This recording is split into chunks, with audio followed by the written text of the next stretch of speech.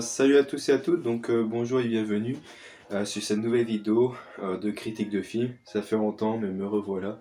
Donc aujourd'hui je vais vous présenter le film Knock at the Cabin, excusez-moi, réalisé par Shyamalan. Donc déjà avant tout j'aime beaucoup ce réalisateur Shyamalan parce que c'est celui qui a fait les anciens Spider-Man avec Tobey, qui a fait Old, que j'ai pas vu parce que c'était en confinement, et qui avait aussi fait... c'était... Doctor Strange 2 qui était excellent, et donc c'est ça que j'ai beaucoup aimé. Et j'aime beaucoup Shyamalan puisque justement dans ce film on retrouve la patte artistique de Shyamalan. Et voilà, bien évidemment on voit un petit coup d'eau très frais d'ailleurs. Bon, voilà. Et ce qui s'est passé, c'est que du coup il a réalisé un film d'horreur, et maintenant je vais vous expliquer un peu le pitch du film dans une partie no spoil, et puis après dans une partie spoil bien évidemment. Donc à toutes. Tout le monde, donc du coup là on se retrouve pour la partie no spoil où je raconte juste un peu l'histoire du film, puis après hop, on est parti sur la partie spoil où je raconte mon avis. Bref, donc Knock at the Door, qu'est-ce que ça raconte? Ça raconte l'histoire d'un couple homosexuel qui, vont partir en vacances dans une forêt avec leur petite fille. Et voilà, ils sont là, ils sont dans une charmante cabine en bois paisible, on va dire ça.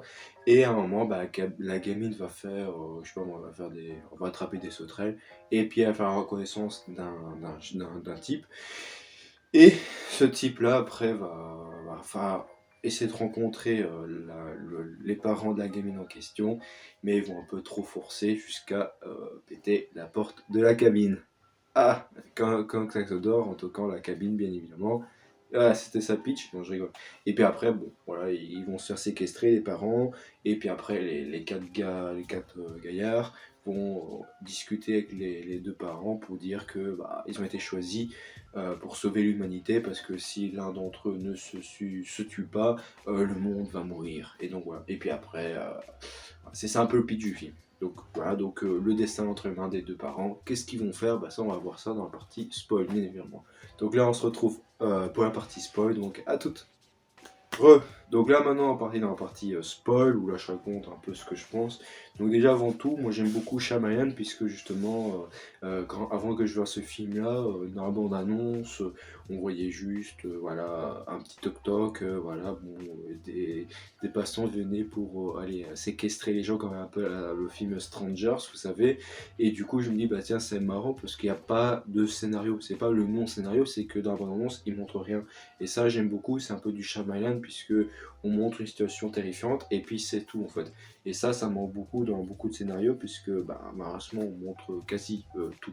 Donc voilà, bref. Et donc du coup, et bah là ce film là, bon, j'ai un peu parlé de mon ressenti. Alors déjà, moi j'aime beaucoup, je retrouve la patte de Shyamalan. Déjà, il faut savoir que dès le début, le film se joue un peu dans les années 70 parce que c'est un peu les pattes graphiques un peu noir et jaune. Donc ça, on voit ça dans les films un peu Gatsby ou un peu Shining pour la musique, parce que c'est vrai que le film utilise un peu des tonalités un peu pianiques comme ça, donc ça fait un peu Shining aussi pour certains côtés, mais aussi voilà, j'aime beaucoup cette idée-là hein, de vieux films comme ça, et ça va jusqu'à même la réalisation et tout. Et aussi peut-être aussi au niveau de la, bah, justement, au nom des réalisateurs, mais aussi au niveau de la réalisation, puisque comment c'est amené tout ça, ça fait un peu vieux film, et on n'a pas l'habitude de voir. Et surtout, bien évidemment, une des choses qu'on n'a pas l'habitude de voir non plus dans les films, c'est les plans de caméra, puisque là, il fait un peu à la Suspiria, où justement, par exemple, il y a un personnage qui va avoir peur, il va parler, et il y a sa tête là, hop, il va être en bas à droite de l'écran, alors que la caméra est concentrée sur la vitre, et du coup, nous, l'œil est exposé sur la vitre et non sur la gare en fait. Et ça, je trouve ça, c'est marrant quand même. Alors, c'est peut-être moins grandiloquent que dans du Doctor Strange 2, où justement, il utilisait ces méthodes de caméra pour rentrer dans la mémoire de la jeune dame hein, de son cire rouge, bien évidemment, mais c'est quand même bien fait. Donc des fois, c'est ça, ça rentre un peu en contact avec tout ça, et j'aime beaucoup ces échanges-là. Alors en gros oui, quand je voyais les quatre gars hier parler tout ça, raconter leur film, alors bon, ça va très spoil bien sûr, c'est la partie spoil, mais je veux dire c'est que donc ça c'est la partie que j'ai beaucoup aimé dans ce film. La partie que j'ai moins aimé, c'est le fait que bah, quand les gaillards racontent leurs histoires, bah, en fait ils sont pas précis. Ils ont expliqué que la famille des parents là, ont été choisis parce que ils doivent sacrifier leur gosse machin pour sauver l'univers. Mais le seul souvenir qu'on a, c'est que bah, t'avais un des deux un des deux pères, Eric et Sheldon, je crois, qui ont invité leurs parents, et puis t'as la mère qui dit allez cool ton frigo, puis le mec il dit ah ben merci en fait, ah bon, puis après il se casse. Donc c'est le seul souvenir qu'on a des parents, bon voilà. Deuxièmement, après il y a cette histoire avec le mec qui se fait tabasser par Barman, qu'apparemment Barman aurait pris les gens pour faire un forum, pour faire monter un groupe de terroristes ou je sais pas quoi. Bah c'est moins... C'est un peu, oui, expliqué par Eric, parce que lui, il croit pas à tout ça. Mais déjà, c'est que ce qui manque à ce film-là, c'est côté scénario comment dire, du truc là, du rituel, parce que t'as Gadga qui arrive en mode oui, on va tous buter, mais attention, on est là, on est gentil. Il s'explique pas forcément. En plus, il dit oui, on utilise pas une bonne méthode parce que justement, blablabla, c'est triste, faut les faire peur. Mais qu'est-ce que je te dis, s'il y a quelqu'un qui arrive, oui on est gentil, on est sympa, mais on a des armes quoi, enfin, c'est débile quoi, c'est marrant. Et puis après, bon aussi c'est drôle, c'est qu'à chaque fois quand ils tuent, justement quand les deux gars ne se décident pas, en fait le groupe de 4 personnes, il y a 2 femmes et 2 hommes, en fait se tuent entre eux, et donc du coup dès qu'ils tuent, il y a un fléau qui se démarre. Et en fait c'est drôle parce que des fois il y a justement dans un des fléaux, t'as le X9 qui débarque, donc c'est un peu le Covid, donc ça c'était marrant. Mais c'est quand même très trash à partir du troisième feuillet d'ailleurs. Mais bon, après, voilà, donc, et puis c'est ça qui m'a fait rire. Et puis après aussi, au niveau de la mise en scène, par moment, t'as l'impression que c'est un peu nanar, parce que des fois, le personnage, un des gaillards, un Golgoth, on va dire ça, Léonard, des fois quand il parle, il dit oui, vous vous rendez pas compte, c'est votre prise de décision est cruciale pour le monde, parce que si vous faites pas, vous allez vraiment subir la foudre de Dieu, de façon terrestre et cosmiquement magique et tout. Et quand il dit mot cosmiquement, je me dis, mais on est dans Saint Seiya, il y a le cosmos, je suis le Zodiac, Pegasus, on est là, quoi.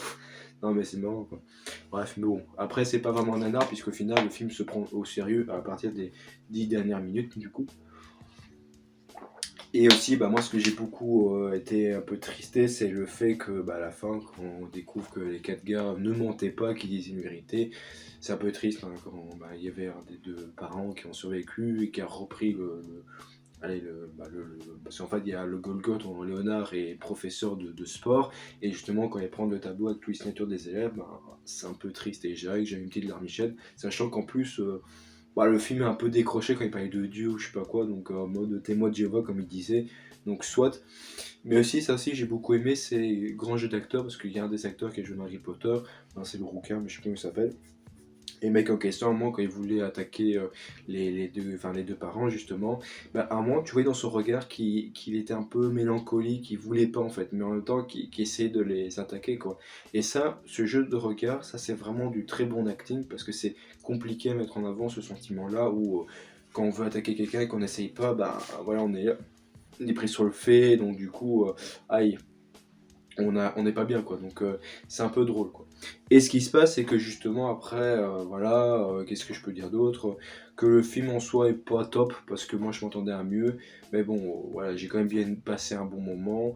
Le film méritait mieux d'explications, puisque à la fin voilà, la Terre survit, bon il n'y a pas grand chose, mais bon, qu'est-ce que vous voulez, le film était un peu space.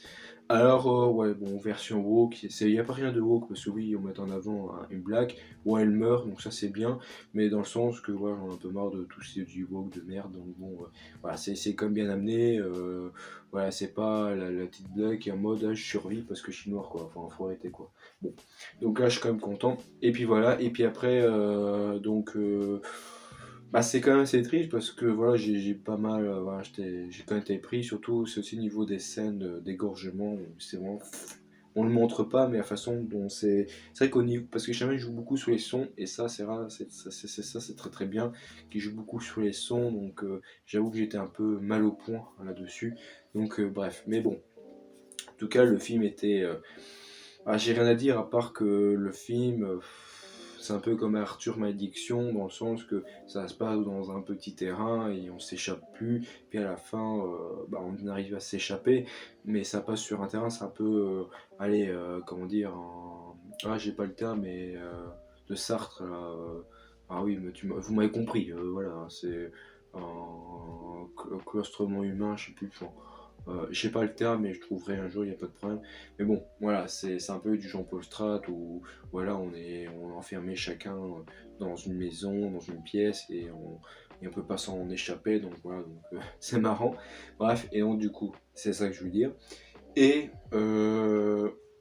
qu'est-ce que je veux dire d'autre à part que le film se résume à pas grand-chose, il y a pas beaucoup de choses à résumer en fait. Le film est bien, il y a pas. Enfin, moi j'ai pas trop apprécié parce que je m'attendais à mieux, mais j'essaie de trouver des choses que je pourrais dire, mais ouais, le fait que ça m'a expliqué au niveau bah, voilà, du rituel, genre votre famille était choisie, mais qu'est-ce qu'ils ont fait, famille? Il n'y a rien qui est expliqué, non, vous devez faire un choix comme ça.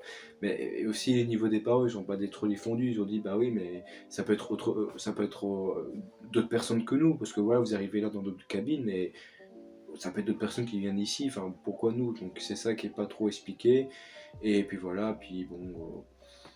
Au niveau des effets spéciaux, quand l'avion tombe, des fois c'est un peu drôle, mais bon. Mais bon, après, oui, et puis ici, c'est assez vraiment débile, et c'est pour ça que le film est un peu débile. C'est. T'as un gamine qui va dire aux parents: oui, vite, faut pas sortir, machin, parce que des gars, ils viennent nous emmerder, tout ça. Donc les parents, ils rentrent et tout. Puis ils entendent toc toc toc: oui, on va rentrer, si vous coopérez pas, machin, on vous bute, quoi. Et puis, ben, ils restent là. Enfin, moi, je serais déjà parti depuis longtemps. Et tant pis pour la voiture, moi, je fonce. J'aurais pris la route et je me serais barré, quoi. Non. Donc, du coup, je reste à les pieds pris quand ils sont enfermés. T'as la gamine qui réussit à s'échapper. Bah, elle court pas. Bah, non, elle reste là et enfermée dans des cailloux. Je lui dis voilà. Et puis, le mec, là, avec son flingue aussi, quand le père arrive avec le flingue, bah, il tire pas.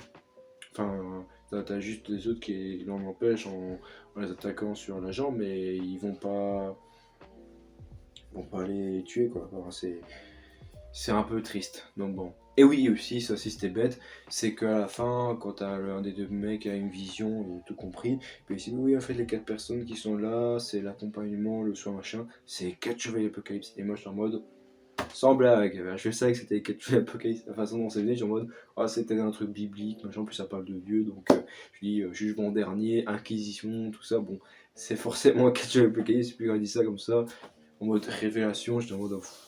Vous savez, les gars, quand ils voulaient venir pour faire chier le peuple là, avec leur truc témoin de Jéhovah, mais ils auraient pu dire évidemment oui, nous sommes venus de Dieu, c'est les quatre chevaliers de l'Apocalypse, voilà, vous devez faire un jugement, c'est comme ça, blabla, sinon il y a des gens qui vont mourir, regardez, je coupe mon doigt, regardez, il y a un cratère qui explose, ou genre, tu sais, il aurait filmé le cratère, puis hop, coupe mon doigt, et hop, le cratère explose.